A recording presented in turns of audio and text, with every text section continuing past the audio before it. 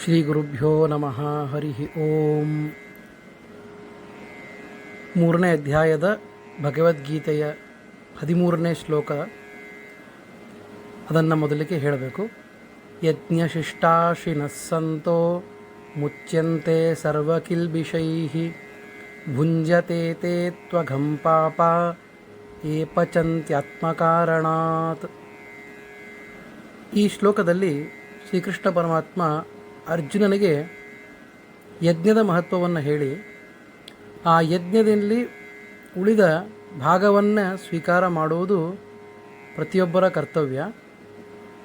ಅರ್ಥಾತ್ ನಾವು ಮಾಡುವಂತಹ ಪ್ರತಿನಿತ್ಯ ಮಾಡುವಂತಹ ಪಂಚಮಹಾಯಜ್ಞಗಳಲ್ಲಿ ವೈಶ್ವದೇವ ಅನ್ನುವಂತಹ ಏನು ದೇವಯಜ್ಞ ಇದೆ, ಅದನ್ನು ಮಾಡಿ ಅದರಿಂದ ಉಳಿದ ಪದಾರ್ಥವನ್ನು ನಾವು ಸ್ವೀಕಾರ ಮಾಡಬೇಕು ಅನ್ನುವುದರ ಮಹತ್ವವನ್ನು ತಿಳಿಸ್ತಾ ಇದ್ದಾನೆ.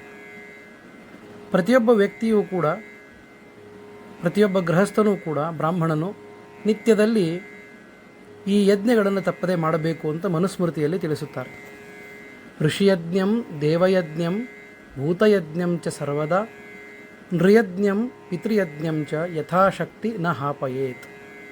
ಅಂದರೆ ಪ್ರತಿಯೊಬ್ಬ ಬ್ರಾಹ್ಮಣ ನಿತ್ಯದೊಳಗೆ ಋಷಿಯಜ್ಞ, ದೇವಯಜ್ಞ, ಭೂತಯಜ್ಞ, ಮನುಷ್ಯಯಜ್ಞ ಮತ್ತು ಪಿತೃಯಜ್ಞಗಳನ್ನು ಮಾಡಬೇಕು ಅಂತ, ಪಂಚಮಹಾಯಜ್ಞಗಳು ಅಂತ ಇವನ್ನು ಕರೀತಾರೆ.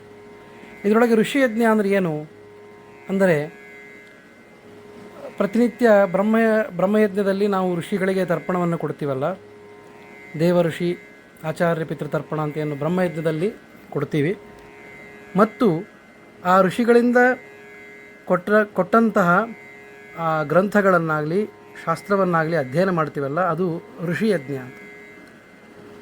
ಆಮೇಲೆ ದೇವಯಜ್ಞ ಅಂತಂದರೆ, ನಾವು ವೈಶ್ವದೇವಾದಿ ಹೋಮಗಳನ್ನು ಪ್ರತಿನಿತ್ಯ ಮಾಡ್ತೀವಲ್ಲ ಮನೆಯಲ್ಲಿ, ಅದು ದೇವಯಜ್ಞ, ದೇವರ ಪೂಜೆ, ವೈಶ್ವದೇವ ಇತ್ಯಾದಿ. ಆಮೇಲೆ ಪಿತೃಯಜ್ಞ ಅಂತಂದರೆ ತರ್ಪಣಾದಿಗಳು, ನೈಮಿತ್ತಿಕವಾಗಿ ಪ್ರತಿ ಅಮಾವಾಸ್ಯೆಗೆ ದರ್ಶಾದಿಗಳಲ್ಲಿ ಮತ್ತು ಬೇರೆ ಬೇರೆ ಪ್ರಸಂಗಗಳಲ್ಲಿ ಕೊಡುವ ತಿಲತರ್ಪಣಾದಿ ಏನು ಕೆಲಸಗಳಿದೆ, ಅದು ಪಿತೃಯಜ್ಞ ಅಂತ ಕರೆಸಿಕೊಳ್ಳುತ್ತದೆ. ಆಮೇಲೆ ಸರ್ವ ಪ್ರಾಣಿಗಳಿಗೆ ನಾವು ಬಲಿಯನ್ನು ಅರ್ಪಿಸಬೇಕು, ನಮ್ಮಂತೆ ಇತರರು ಕೂಡ ಬದುಕಬೇಕು ಅಂತ ಹೇಳಿ ಅವರಿಗೆಲ್ಲ ನಾವು ಕೊಡುವಂತಹ ಏನು ಒಂದಿಷ್ಟು ಅನ್ನ ಇದೆ, ಅದಕ್ಕೆ ಭೂತಯಜ್ಞ ಅಂತ ಕರೀತಾರೆ. ಇನ್ನೊಂದು ಮನುಷ್ಯಯಜ್ಞ, ಇದು ಬಹಳ ಪ್ರಧಾನವಾದದ್ದು. ಇವತ್ತು ಅತಿಥಿಗಳು ಮನೆಗೆ ಬರೋದೇ ಇಲ್ಲ.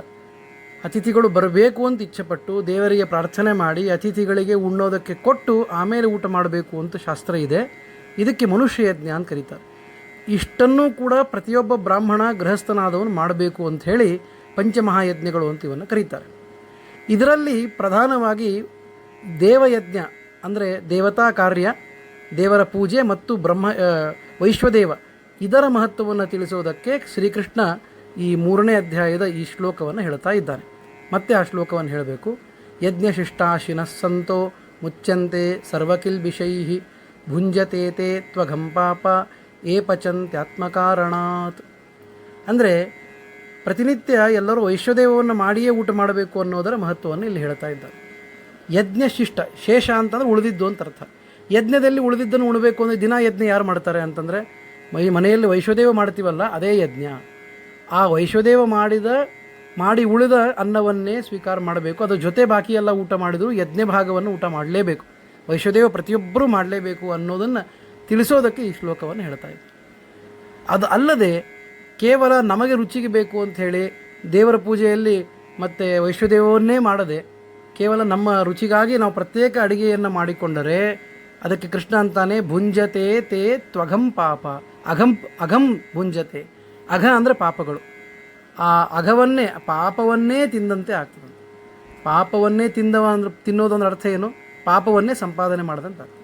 ಹೀಗಾಗಿ ಯಜ್ಞದ ಶೇಷಭಾಗವಾದ ವೈಶ್ವದೇವದ ಅನ್ನವನ್ನೇ ಊಟ ಮಾಡಬೇಕು. ಇದು ಶಾಸ್ತ್ರವಿಹಿತವಾದ ಕರ್ಮ.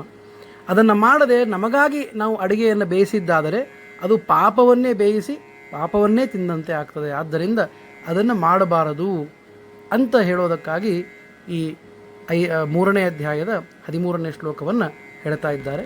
ಶ್ರೀಕೃಷ್ಣಾರ್ಪಣಮಸ್ತು.